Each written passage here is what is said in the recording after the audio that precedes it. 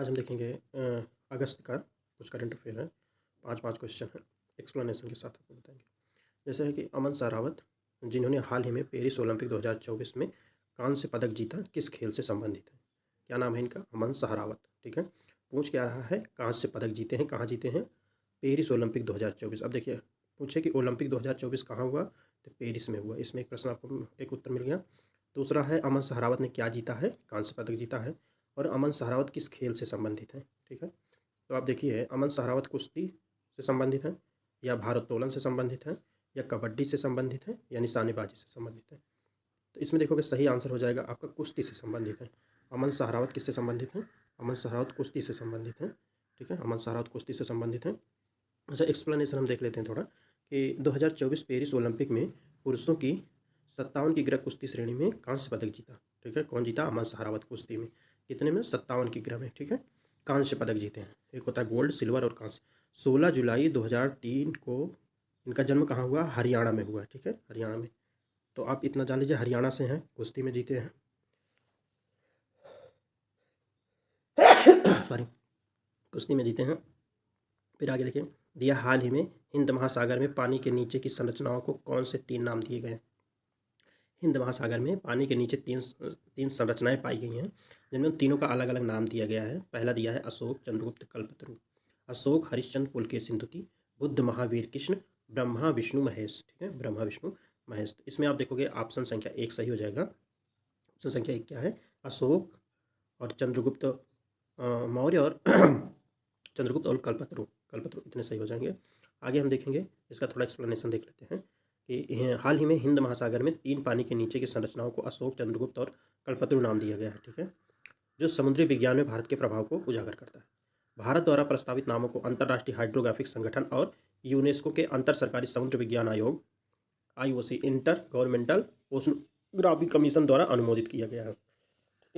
तो हिंद महासागर में मिला है, उसके अंदर अशोक, चंद्रगुप्त और कल्पतरु 3 संरचनाओं का नाम दिया गया है। अब आगे देखिए, कह रहा है कि हाल ही में किन देशों ने द्विपक्षीय वायुसेना अभ्यास उदारा शक्ति, ठीक है, कौन सा? उदारा शक्ति 2024 में भाग लिया है। 2 देश है, वायुसेना के हैं।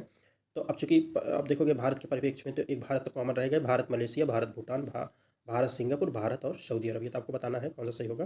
इसमें आप देखोगे भारत और मलेशिया सही हो जाएगा। कौन सा? भारत और मलेशिया सही हो जाएगा, उदार शक्ति। ठीक है, भारत और मलेशिया ये सही हो जाएगा आपका। ठीक है, भारत और मलेशिया ये सही हो गया। थोड़ा एक्सप्लेनेशन इसके बारे में देख लेते हैं।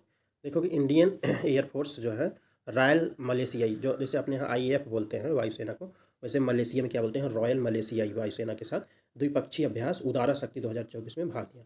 यह अभ्यास 6 से 9 अगस्त 2024 को मलेशिया के कुआंतान में आयोजित किया गया। मलेशिया में।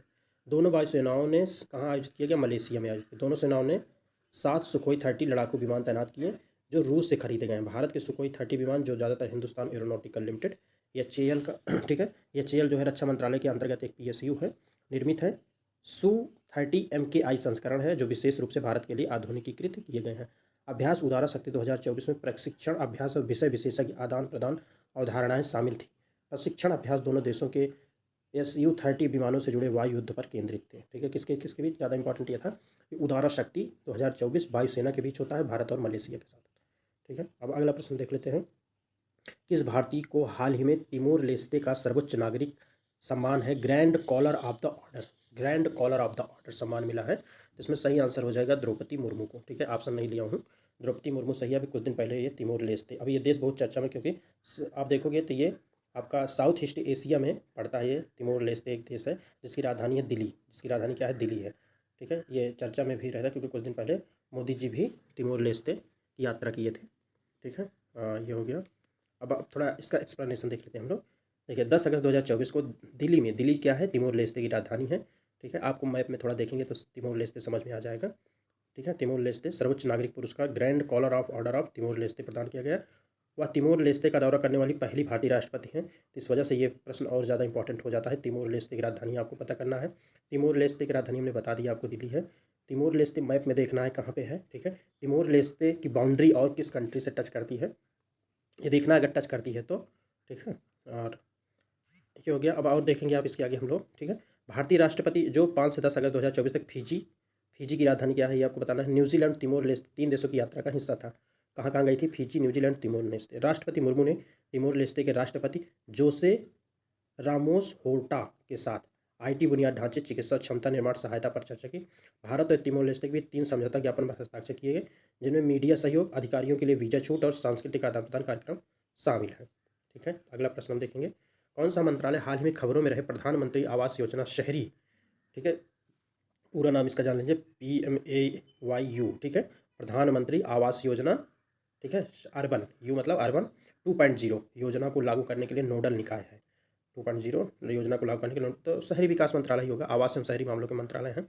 सहकारी मंत्रालय, ग्रामीण विकास मंत्रालय, गृह मंत्रालय। तो इसमें सही यही हो जाएगा, आवास एवं शहरी मामलों के मंत्रालय। कौन सा सही हो जाएगा? आवास एवं शहरी मामलों के मंत्रालय, ये वाला सही हो जाएगा। ठीक है, ये वाला सही हो गया। देख लो थोड़ा एक्सप्लेनेशन।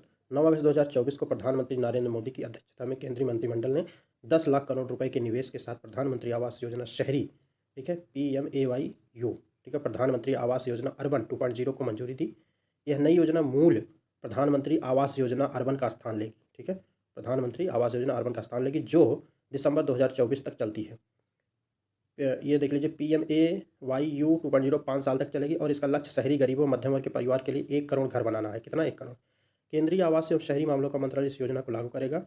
यह 2011 की जनगणना के शहरों को कवर करती है और आर्थिक रूप से कमजोर वर्गों, निम्न आय वर्ग और मध्यम आय वर्ग के परिवार को लक्षित करती है, जिनके पास पक्के घर नहीं, जिनकी वार्षिक आय सीमा क्रमशः 3 लाख रुपये, 6 लाख रुपये, 9 लाख रुपये है। ठीक है, उनको मिलेगा। तो इस हिसाब से आज देखोगे यहाँ तक के लिए हम रखेंगे, बाकी चर्चा बाद में करेंगे हम लोग। आज के लिए इतना ही। Thank you, bye, good night, good morning.